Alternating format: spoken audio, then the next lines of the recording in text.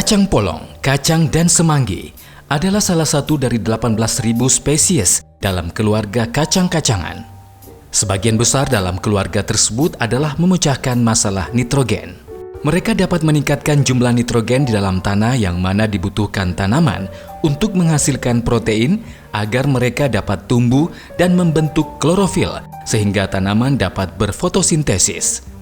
Salah satu cara menggunakan ini di kebun adalah dengan menanam tanaman pengikat nitrogen dengan tanaman lain yang membutuhkan banyak nitrogen sebagai tanaman sela.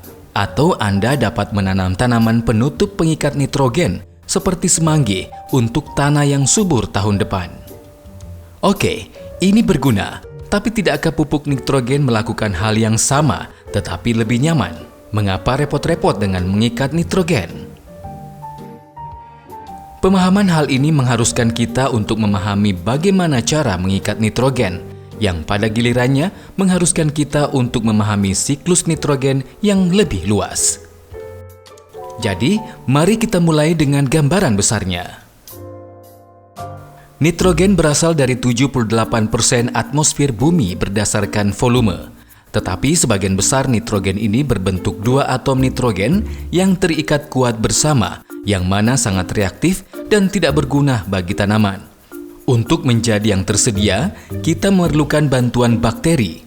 Berbagai spesies bakteri memakan nitrogen di atmosfer dan menghasilkan anomium, lalu dimakan lagi oleh bakteri lain yang menghasilkan nitrit, yang lalu dimakan lagi oleh jenis bakteri lain yang dapat menghasilkan nitrat. Semua bentuk nitrogen ini tersedia untuk tanaman, khususnya nitrat yang paling mudah digunakan tanaman. Makanan ini dapat diambil secara langsung melalui akar, tetapi tanaman paling sering mengandalkan untaian jamur yang menempel pada akar tanaman yang membawa nutrisi pada tanaman sebagai ganti gula dan karbohidrat. Material tanaman yang mati juga kaya akan nitrogen dan didekomposisi, diuraikan dengan bantuan cacing yang kotorannya merupakan makanan lesat buat bakteri penghasil nitrat. Beberapa cara nitrogen keluar dari tanah adalah ketika tanaman dipanen, ketika air membawanya pergi, atau ketika menjadi gas dan kembali ke atmosfer, atau jika tanah kekurangan oksigen. Bakteri anaerobik yang berbeda tumbuh mengubah nitrat kembali menjadi nitrogen atmosfer. Perhatikan bahwa hal-hal ini hanya terjadi pada saat di dalam tanah, bukan pada saat sudah di dalam organisme. Oke, jadi kita tahu bahwa siklus nitrogen hidupnya sangat bergantung di dalam tanah. Tanpa nitrogen, maka tanaman akan menderita. Namun Anda mungkin telah mengetahui jika proses fiksasi atau pengikatan nitrogen dilakukan oleh bakteri. Maka, di mana tanaman pengikat nitrogen akan cocok? Percaya atau tidak, tanaman pengikat nitrogen tidak mengikat nitrogen, namun mereka membuat habitat bakteri yang melakukannya. Akar tanaman semanggi mempunyai bintil kecil yang merupakan rumah bagi sejumlah besar bakteri pengikat nitrogen. Nitrogen yang dihasilkan oleh bakteri tersebut secara perlahan-lahan dilepas di dalam tanah di dekat tanaman dan mikroorganisme untuk digunakan. Ketika tanaman mati, bakteri-bakteri tersebut menyebar di tanah, sehingga menghasilkan koloni bakteri-bakteri yang melimpah untuk kebutuhan pertanaman berikutnya. Kalian tahu sebelumnya, saya mengatakan bahwa air dapat membawa pergi tanah yang mengandung nitrogen. Nitrogen yang terbawa tersebut berakhir di sungai yang dapat mengganggu ekosistem dengan cara membuat dominasi alga. Tapi ingat, bahwa nitrogen tercuci hanya terjadi pada tanah, bukan pada nitrogen yang tertanam pada mikroorganisme. Dan pupuk menambah nitrogen murni atau yang sering kita kenal dengan pupuk urea tanpa organisme, sehingga pada saat hujan datang, sejumlah besar pupuk tersebut terbawa pergi dan mencemari air.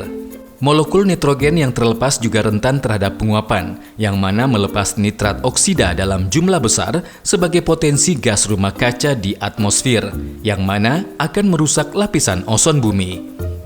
Tapi itu belum selesai. Sejumlah nitrogen murni mengiritasi cacing tanah yang mengakibatkan cacing tanah tersebut pergi dan mati. Hal tersebut mengganggu jamur pada akar tanaman untuk bekerja dan merubah pH tanah menjadi tidak nyaman buat bakteri. Singkatnya, hal tersebut merusak tanah.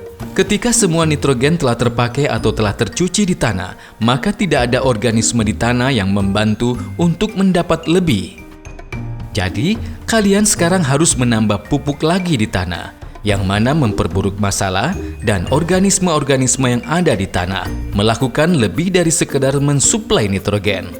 Akar tanaman yang memiliki jamur juga membawa mineral-mineral penting buat tanaman seperti besi, tembaga, zinc, dan fosfat. Dan karena sekarang mereka sudah tidak ada, pupuk mineral juga harus digunakan.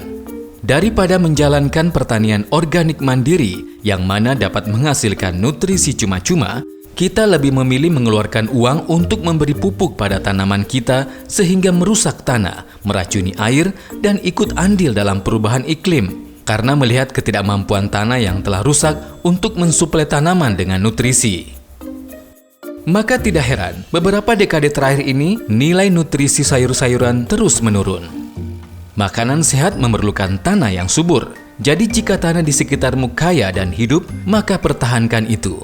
Namun jika seperti kebanyakan kita, tanah di sekitar kita rusak, maka memberi pengikat nitrogen dapat menambah sedikit peluang kehidupan. Sehingga suatu hari, koloni kecil dapat terbentuk di bawah kaki kita.